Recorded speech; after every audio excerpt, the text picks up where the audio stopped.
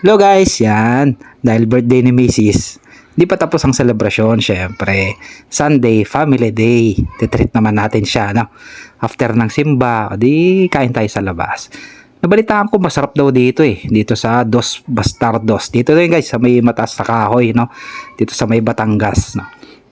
Ito yung pinakalugar guys. Ayan oh. Pinaka ano nila oh. Mga menu nila. Napaka-affordable guys, kaya nagustuhan ko eh, gusto ko i-try, no.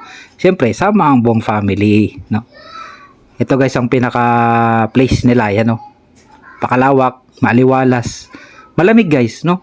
Ang sa area nila dito, yan yung pinaka trademark ng ni Ay Inang.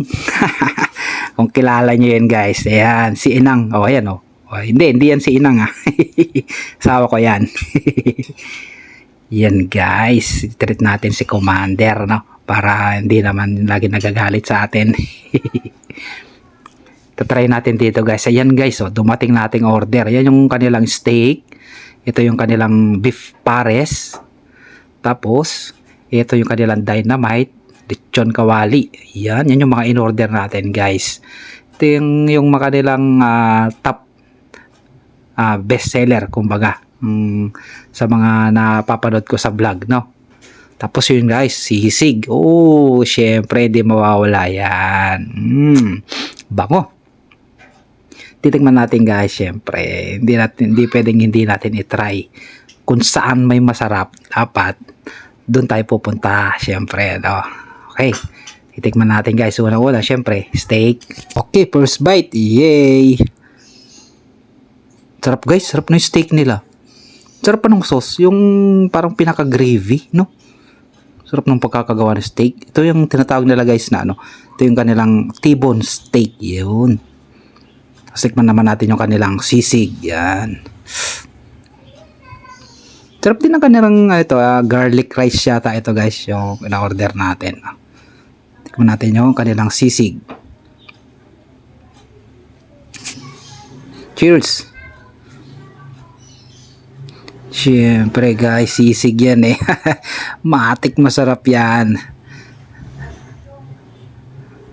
Although lahat naman halos ng sisig yan ay talagang legit na masarap guys. Sarap din dito guys. Mura pa, no? Hindi siya ganong kagaya, di ba? Sa ibang resto, pag mga ganitong ano eh, sobrang iba yung price, di ba? Ito naman guys, yung kanilang beef pares, no? Ganda ng ano, pinaka sauce nung ano nila, ng beef steak nila. Ang lambot pa guys, ang sarap. Promise, no? Hindi kagaya ng mga ibang paresan na ano, hindi ka naman hindi masarap. Masarap din, pero dito sa Dos Bastardos guys, sarap. Sobrang lambot.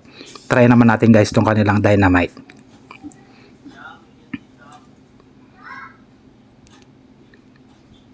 Crunchy. Masarap. Sarap guys. Hindi siya ganung sobrang kaanghang. 'Di ba ibang dynamite, usually sobrang anghang talaga kaya dynamite. Ito tama lang. Tolerable yung anghang guys. Hindi siya sobrang anghang. Kaya ito ng mga bata sa tingin ko. Kanilang dynamite. Masarap guys. Sulit na naman yung ating gala. Gustuhan ko itong kanilang beef pares guys.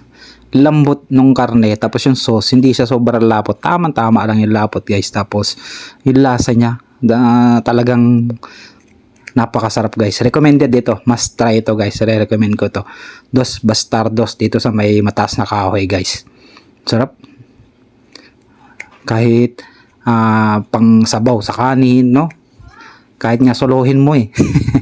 Sarap niyang higupin. Try nyo na rin dito guys. Sinasabi ko sa inyo, legit ito. Honest review. Legit guys, honestly, sarap. Ito naman guys yung kanilang lechon kawali. Try naman natin ito, lechon kawali nila. Iba rin yung sauce ng lechon kawali, may sarili siya. Parang style Mang Tomas na ganong yung kanilang sauce. Meron din suka, gusto nyo ng suka, 'di ba? Crunchy, hindi sobrang tigas, tama-tama lang.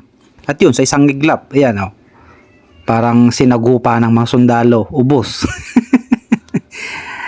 Hindi naman obvious guys na masarap, 'di ba? Kita niyo naman ang itsura, kinalabasan, no? Pati soft drinks, taob lahat. Try nyo na to guys. Napakasarap talaga. Legit ay inang.